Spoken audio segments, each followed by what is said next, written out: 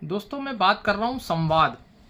संवाद जीवित रहना चाहिए, उसमें डर नहीं होना चाहिए। 14 साल की अन्नू, उनकी माँ देवयानी। अब उसकी माँ अक्सर उस पर नाराज रहती थी, कुछ ना कुछ बात को लेकर उसको डांटती थी और कहीं वो ये सोचती थी कि मैं अपनी बेटी से ना नाराज हूँ तो वो ऐसी कोई हरकत ना करे।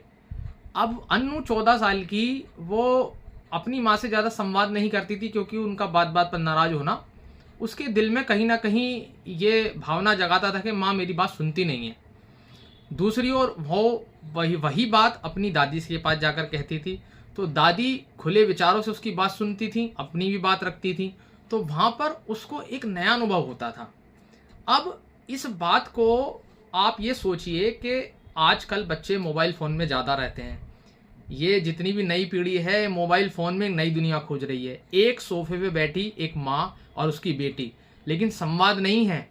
वो अपनी अलग जीवन यात्रा में है माँ, बेटी अपनी अलग जीवन यात्रा में है।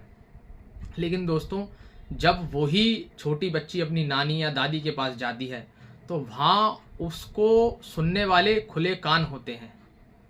तो यही फ़र्क है संवाद में, क्योंकि आपसे बच्चा कुछ कहेगा तो आप उसको एक ऐसे नज़रिए से देखेंगे जहाँ पर आप अपना फैसला सुनाएंगे, लेकिन दादी नानी दादा के साथ ये नहीं है। वो अपना फैसला नहीं सुनाते, वो कहानियाँ सुनाते हैं उनको। तो दोस्तों, ये संवाद इसको बनाए रखिए। अगर आपके घर में बच्चे छोटे हैं तो उनके साथ प्लीज़ कम्युनिकेशन रखिए, संवाद रखिए। संवाद को जीवित रहना बहुत ज़रूरी है। अगर डर आ गया तो संवाद खत्म हो जाएगा।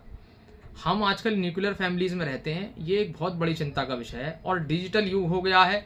फ़ोन में सब चीज़ खोजने की बच्चे कोशिश करते हैं, लेकिन अगर संवाद नहीं होगा तो फिर दूरियां धीरे धीरे धीरे धीरे एक बड़ा रूप ले लेती हैं। तो वो अन्नू और उनकी माँ देवयानी के बीच यही जद्दोजहद चल रही है, कब उनकी समस्या का समाधान होगा। हालांकि दादी नानी से वो गुफ्तगू करती है तो उसको भी अच्छा फील होता है।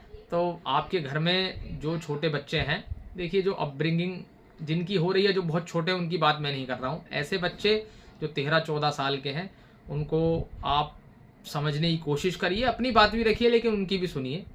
अगर आपको मेरी वीडियो अच्छी लगी हो, लाइक करिए, सब्सक्राइब करिए। बहुत बहुत धन्यवाद।